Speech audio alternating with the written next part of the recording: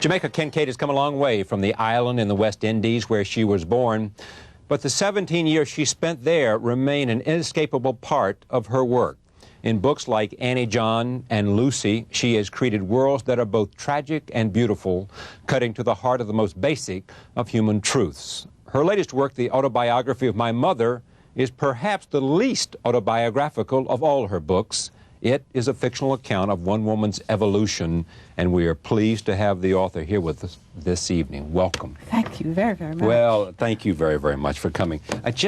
I'm stunned by you.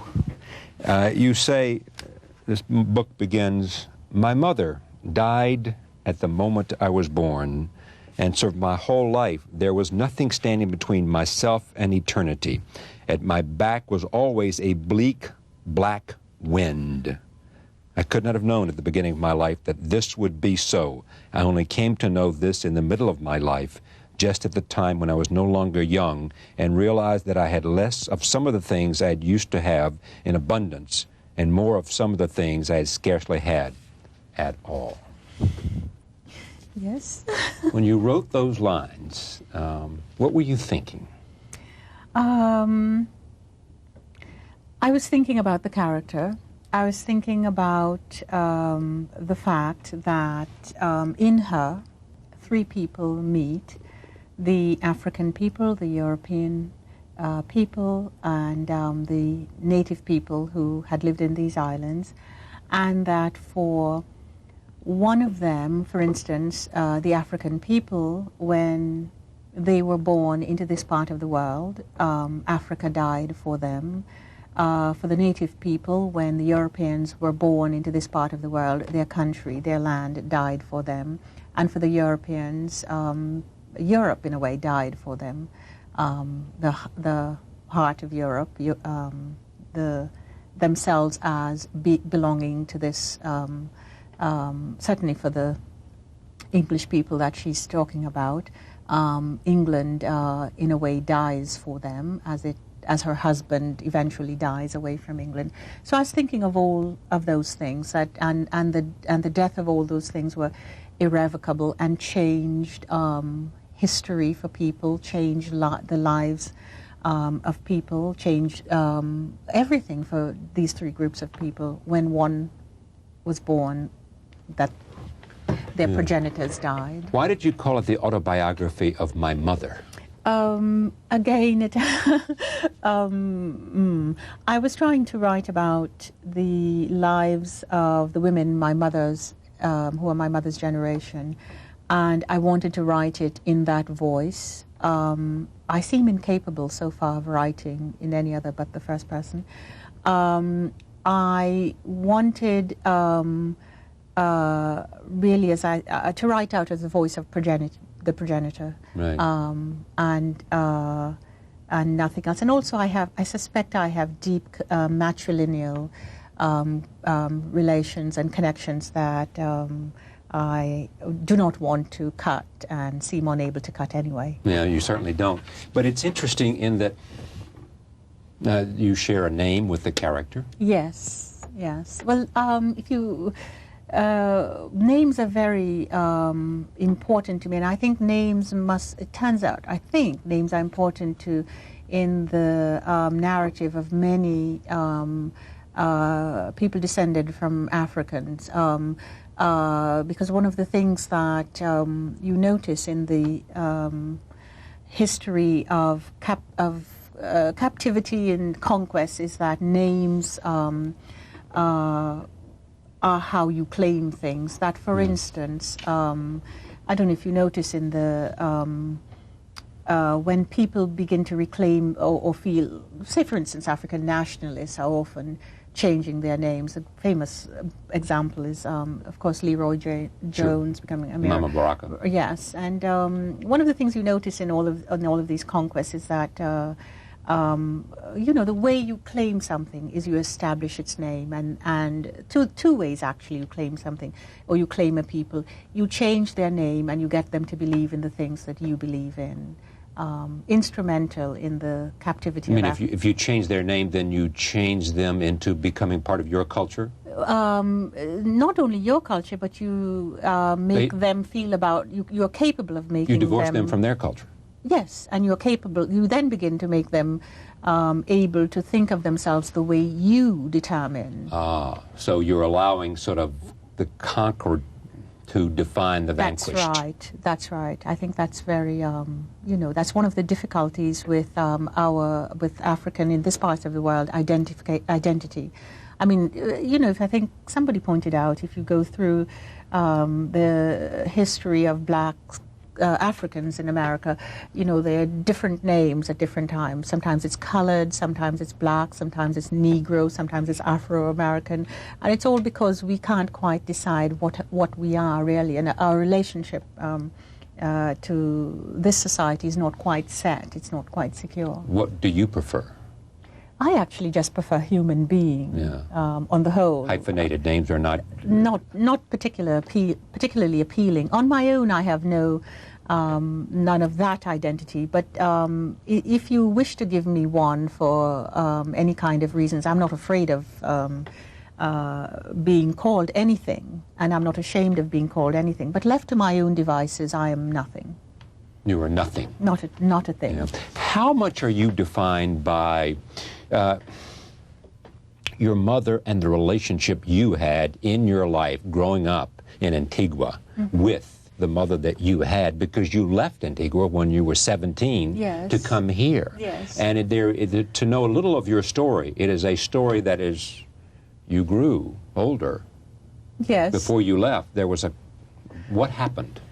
In my which is your story, not the story of the skit, which is set in Dominica. Yes, it's right. My mother is from Dominica, and and her mother was a Carib Indian, and her father was half Scots, half African. Those descriptions are very accurate, very real, and as the name, as I say, was very, as you say, was very real. I seem to have had all sorts of things that made me. I had a very close to my mother as an only child for 9 years, and then she had other children. And for some peculiar reason, I identified having other children as a casting out. And it's just my psychology. I mean, it actually had real things to it, but it's just the way I interpreted it. There were real breaks, and they were necessary, I think. And they might have been done with more delicacy and more sensitivity, but they were, they were real. But it's just the way I interpreted them. And then all sorts of little things in my childhood would have led, to me interpreting it as being cast out. For instance, I was, when I was about 7 or so, I think I did something bad, and I was asked to copy Book 1 and Book 2 of Paradise Lost as a punishment. I naturally identified completely with Lucifer and have never gotten over it. You identified with Lucifer and never gotten over it? Never gotten over it. Well, but let's talk about that a little bit, because, I mean, what's interesting is that this character here, and I can't pronounce it, is it Zulata? Zuela. Yes. Claudette Richardson. Yes. Feels that she's been twice marked because of sex, because of gender, and because of color. Yes. As she wants to become. Yes. And she therefore, in the end, uses love, but loves herself. Yes. But uses love, yes? Yes, yes. Now, does she tell me what she feels in her soul about herself? Oh, that would be quite difficult for me to do. That's what the book is about, isn't it? Yes, it is. Unfortunately, I'm no longer the writer of the book. I understood the book much better when I was writing it. And now that I'm only the reader of the book, I'm it's as far away as it is to you, and actually do like rereading it. And I'm often sorry for the people reading it, because I do find it quite disturbing. In a way, even though I find it also very truthful. But to tell you what she would think in her soul, you'd have had to ask me that 3 years ago. I understood her in her soul. Now I understand her sort of in the way I understand the historical, an ongoing historical narrative I have in my head. But I couldn't tell you about her soul. But do you feel that your life is a battle against being twice stigmatized and defeated because of No. race and No. because of gender? No, I do not feel that. But I do think that that those things are quite true. That one can feel that. I mean, for people who feel that, I'm deeply sympathetic. I personally don't feel that way. Do you feel that you are, in a sense, the tribune of Caribbean, which Yes. is correct? Caribbean or Caribbean? Both, I suspect. Okay. Which do you prefer? Caribbean. Caribbean women. Yes. Do I feel I'm the tribune? Yes. You are the, in a sense, you have a responsibility to give, to define, to share their experiences, to reflect their... How I wish. That sounds so lofty. I wish I could it's be not that lofty. No, I don't. I mean, and very noble aspiration. I don't feel any of those things. I feel when I'm writing, I have none of those responsibilities. I feel responsible only to tell the truth as I know it. But I don't feel responsible to any group. I feel responsible to be a good citizen. I like that, but I don't feel that I need represent any group story. Well, but I view them as individual stories of which there are common linkages. Do you share the notion of some that there is a recurrent theme in your work of separation from mother and land? Yes, but I think that would reflect my historical understanding of my or my understanding of my historical narrative. Your mother, yes, her name was Elaine? No, your name was Elaine. My name was Elaine. Yes. When you went back to Antigua, and someone, tell me this story about a child being punished. Yes. And someone said, it's nothing compared to what that's true. Miss Annie, your mother would do to you. Yes, and I was quite stunned because I hadn't really quite taken in that I'd been punished so much, so physically. Or that it was severe. Yes. You hadn't taken it in? No. And it had no impact, you think? It must have. I did feel very pained a great deal of pain in my childhood, but I hadn't remembered it as being physical. I do remember that I was always in tears, but everybody just seemed to think I was overly sensitive, and I don't remember quite physical pain. At home, I remember it at school. We were beaten quite a lot at school. Yeah. But also your mother forced you to read because she wanted you to read along. Yes, she did. She didn't force me. What she did was taught me to read. And this was when we were in our sort of ideal, sort of like a mermaid and her daughter period. I remember this period of my life with great affection, my mother teaching me to read because she was a reader, and very unusual for a woman of her background to sit and just read for pleasure.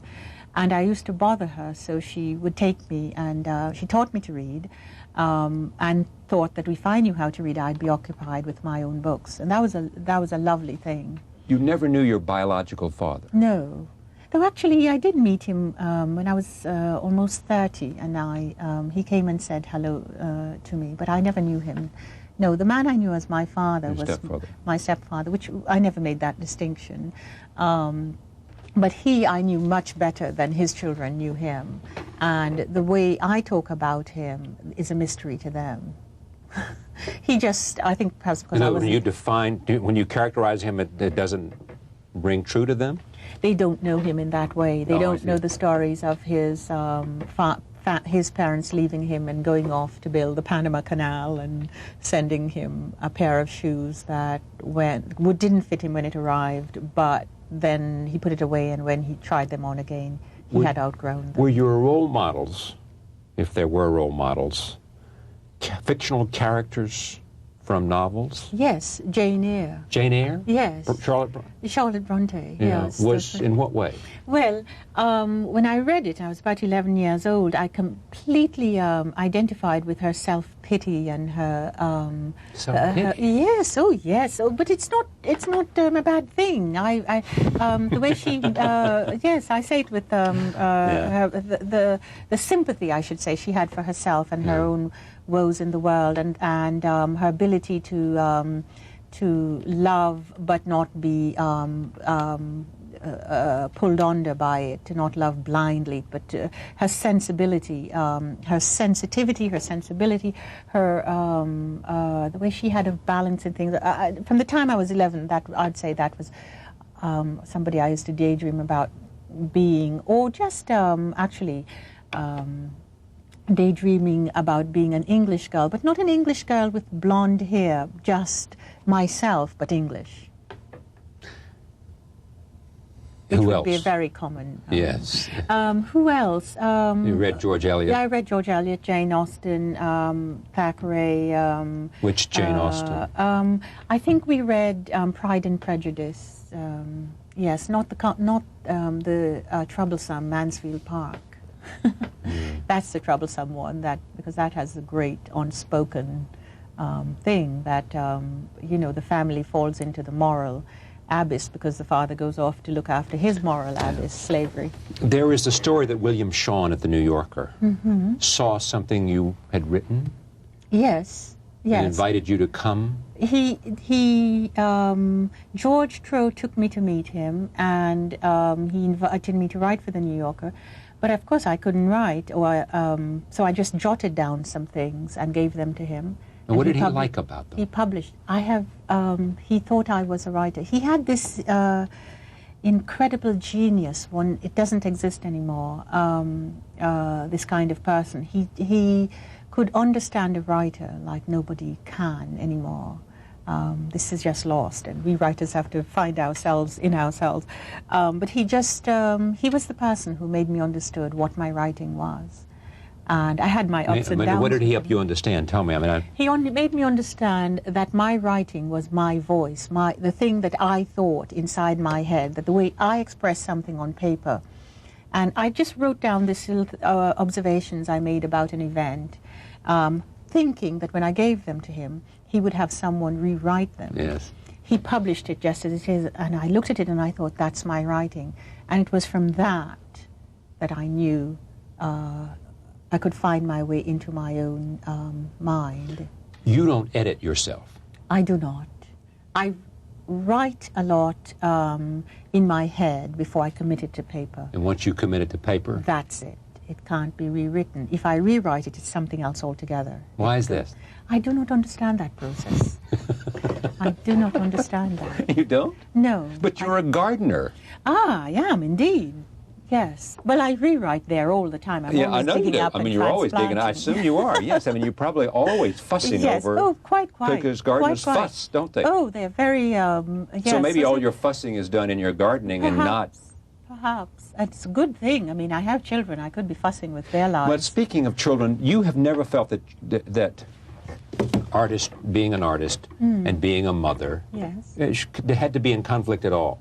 No, actually, You sort of reject that notion that anybody gives voice to. I do, but it's only, let me just say that it's only for myself I reject this. I'm not interested in this particular dichotomy, but it must be said about me that I've made my entire life a domestic activity. Because I love domestic life. I love the home, and I love all the things that have to do with the home. And I've made Do you love it more than writing? I've made writing a part of my domestic life. Meaning what? You made it part. Meaning that writing has a place within my home. Your domestic life, you means being a mother and being yes. running a home yes. and being a wife and being a part of a community yes, and right. all those things. That's all my. That's your life. Yes, I love bourgeois living. I really do. So do I. yeah.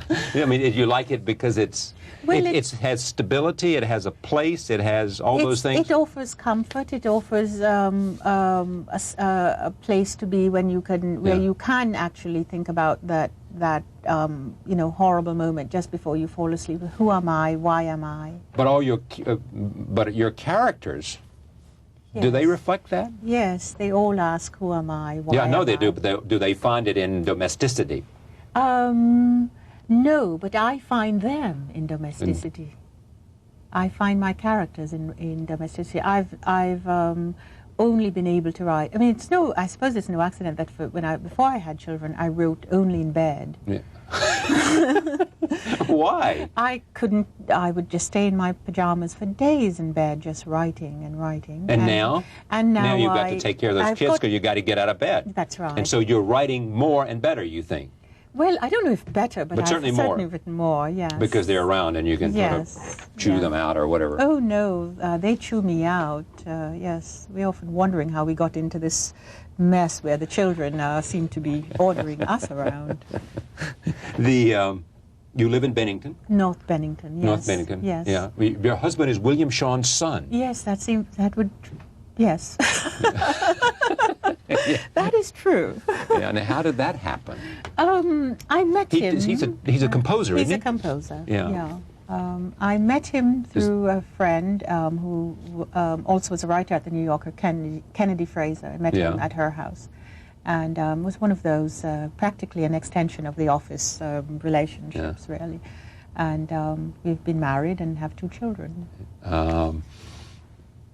There's so much I want to talk to you about. I'm just trying to remember all the things to read about you or to read you is to be full of questions and curiosity. You taught at Harvard. I do. I you do still in do the there fall, yes. For Skip Gates? Yes, I do, yes. Well, he'll be pleased that you say it that way. What is it to say it? I do! I do, yes. Well, I do. actually didn't want to teach at all, and Skip just kept asking and asking. Yeah. He's really a wonderful person. I do love him. He's building some kind of empire up there, isn't he? I hope so, yes. He's a remarkable person. I mean, it's a powerful department. Yes, it is. Very exciting. I mean, you got Wilson coming up there now, yes, right? Well, I You've got gather. Cornell West up there now. Yes, They've got you there. I mean, Toni Morrison can't be far behind. Oh, yes? well, I don't know. Oh, come on. I mean, isn't it a little unfair to put so much talent in one university? No, I think it's very deeply fair. Very. It is? It's really quite All right, wonderful. now, let's get to this New Yorker controversy. Oh, dear. Must we? Well, yes, we must, because it's part of you now. What happened? I mean, you... I seem to have left. I left. You left? Yes, it's a very unpleasant. Yes, I left. But actually, as it gets further away, it seemed so much the proper thing to do for me. I don't know for anybody else, but it seemed as the more I look back on it at what was happening to me. All of it very I was treated very well, actually, considering, in comparison. But it was the sort of thing that was that was sort of killing you with kindness and or something. And I think it was the best thing for me. I really actually would like to be a writer. I am very interested, deeply interested in writing, and I am very interested in thinking and putting the two together. And as pretentious as it may sound, that is what I liked being at the New Yorker, because I liked being a writer, and I liked the atmosphere of being with my colleagues, and I liked reading them. And that seemed impossible. It seems to have taken a turn that not only, even if I was allowed, which I don't think last thing I wrote for them was chopped up so badly that even if I was allowed to write what I wanted to write and it was published the way I wrote it, it was sort of a discouraging thing to see how other people were being treated and how their work was regarded. People I respect and love. And is the people that flourished under Mr. Sean, yes. Everybody said Mr. Sean, didn't they? Yes, even me. And I could He was call your him. father. He was my father-in-law. But you said Mr. Sean? I always called him Mr. Sean. I could have called him Bill. I could have called him Grandpa. I could have called him Father. Sometimes I used to call him Father, but basically I called him Mr. Sean. Thank you for coming. It's a pleasure to have you here. Thank you very on this much. broadcast. I hope this wasn't painful for you. Oh, not at all. A great pleasure. Oh, heavens. The Autobiography of My Mother by Jamaica Kincaid. Why Jamaica Kincaid for someone who was born Elaine Richardson? Oh, if I had known, I was going to be asked that, I would have thought of something quite snappy to say, but it was, I was just trying to disguise myself from my family. And I didn't think that anyone would be asking me such a question. And when you... So you don't really know where it came from? Not really. Kincaid. No, it's just a name some friends and I were sitting around and we came up with that name for me as a writer. Again, but it's now on my passport. It is now on yes. your passport. So are you legally that? I'm legally that. I can't get away from it. I'm legally that. This is a wonderful photograph. I mean, may I show this up? Of course I can. Yes. This is the photograph on the back of the book. And you said that this took place on a day that you were sad. Oh, not sad, deeply depressed. Middle of January, when, nothing grows and the land looks as if it will never yield to any warmth again. The land in Vermont anyway. And I was just looking out and feeling incredibly sad. There's a moment in January when the earth is all shiny and frozen up and it looks like a casket, a glazed casket. And that's what I was thinking. Is there anything that you would read for me here in this book that you might prefer to read? Yes, yes, would you like me to? Yes, I would like to very much. Oh, gosh, get my glasses. You'll need your glasses, as I would. Oh, you'll have lots of editing to do here. Yeah. Oh, I like the glasses. I can't see anything without them. Let's see. Jamaica Kincaid reads from the Autobiography of My Mother. Yes. What makes the world turn? Who would need an answer to such a question? A man proud of the pale hue of his skin cherishes it especially because it is not a fulfillment of any aspiration. It is his not through any effort at all on his part. He was just born that way. He was blessed and chosen to be that way, and it gives him a special privilege in the hierarchy of everything. This man sits on a plateau, not the level ground, and all he can see, fertile meadows, vast plains, high mountains with treasure buried deep within, turbulent seas, calm oceans, all this he knows with an iron certainty should be his own. What makes the world turn is a question he asks when all that he can see is securely in his grasp, so securely in his grasp that he can cease to look at it from time to time. He can denounce it, he can demand that it be taken away from him, he can curse the moment he was conceived and the day he was born, he can go to sleep at night and in the morning he will wake up, and all he can see is still securely in his grasp.